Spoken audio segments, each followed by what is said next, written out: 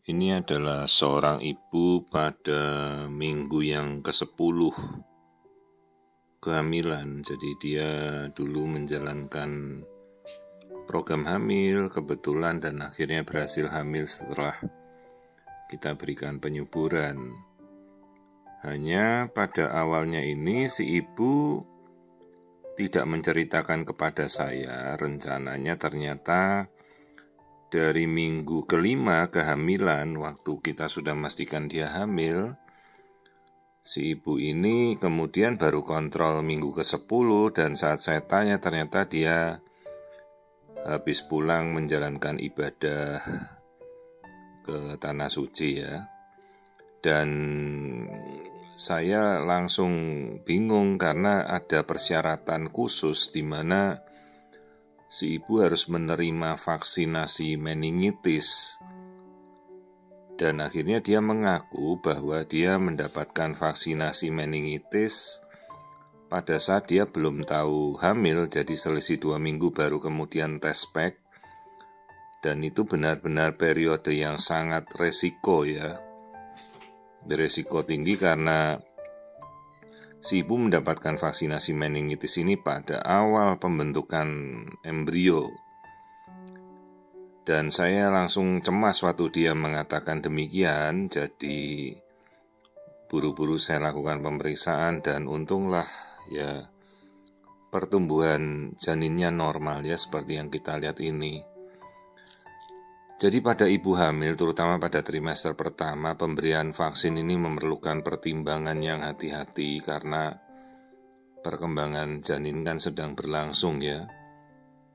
Kan vaksin meningitis ini diwajibkan untuk perjalanan ke Tanah Suci, biasanya berupa vaksin meningokokus yang tersedia. Ada 2 bentuk utama, yaitu vaksin meningokokus polisakarida dan vaksin meningokokus konjugasi. Kalau keamanannya, vaksin polisakarida ini meningokokus umumnya tidak direkomendasikan untuk ibu hamil pada trimester pertama ya. Karena data keamanannya sangat-sangat terbatas. Yang ada vaksin konjugasi meningokokus ini dianggap lebih aman dan bisa diberikan jika benar-benar dibutuhkan. Misalnya resiko paparan infeksi di Tanah Suci untuk infeksi meningokokusnya tinggi. Jadi beberapa studi ini menyatakan kalau vaksin konjugasi itu lebih aman lah dibandingkan vaksin yang polisakarida. Sementara data mengenai kalau resiko vaksin meningokokus pada kehamilan ini masih sangat terbatas ya. Juga vaksin yang konjugasi ini belum terbukti menimbulkan resiko pada janin, termasuk resiko keguguran atau kematian janin. Namun karena ini trimester pertama, ini periode kritis untuk perkembangan organ, jadi ya pertimbangkan resiko dan manfaatnya harus benar-benar dilakukan oleh dokter Anda ya, dokter kandungan Anda. Jika memungkinkan dan si ibunya tahu kalau dia hamil, saya akan lebih memilih untuk penundaan vaksin hingga trimester kedua. Jadi lebih aman lah karena resiko terhadap janin pada trimester kedua kan lebih rendah dibanding trimester pertama. Kalau bisa ditunda, maka sarannya waktu itu dia tahu ya, saya akan memberikan penundaan agar ya dispensasi lah kalau boleh keamanan perjalanan tanpa vaksinasi atau ada alternatif yang lain ya. Alternatifnya mungkin dia menunda keberangkatan itu ya. Jadi Anda harusnya dulu konsultasi dulu pada dokter Anda situasi spesifiknya kalau memang harus berangkat ke Tanah Suci tidak bisa ditunda ya. Dokter harus menilai resiko paparan terhadap meningitis di tempat tujuan dan membantu memilih vaksinasi apa yang paling aman.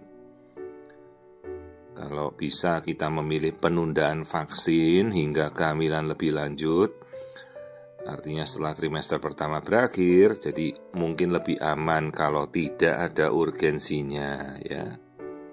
Untunglah ya janinnya berkembang baik, ini sudah 10 minggu, struktur tangan, kaki ya semuanya bertumbuh baik. Kita bisa melihat ini tepat 10 minggu. Jadi saya bertemu di minggu 5 baru kelihatan yolksak, tahu-tahu 10 minggu dia datang baru mengatakan, maaf dok saya baru selesai ibadah ya ke Tanah Suci. Dan kagetnya waktu saya lihat, loh Anda berarti menerima vaksinasi meningitis.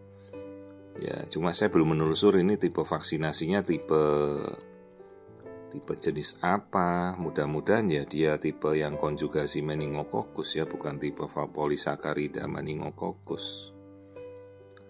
Jadi kalau bisa secara umum itu keputusan untuk vaksinasi meningokokus pada kehamilan ini harus dibuat setelah mempertimbangkan resiko kesehatannya ya, untuk ibadah kalau bisa tanpa vaksin, dan resiko potensialnya terhadap janin, karena ini baru trimester pertama, mana dia program hamil lagi sudah sekian lama, dan ibunya waktu itu belum tahu hamil kan waktu kita menjalankan program ya.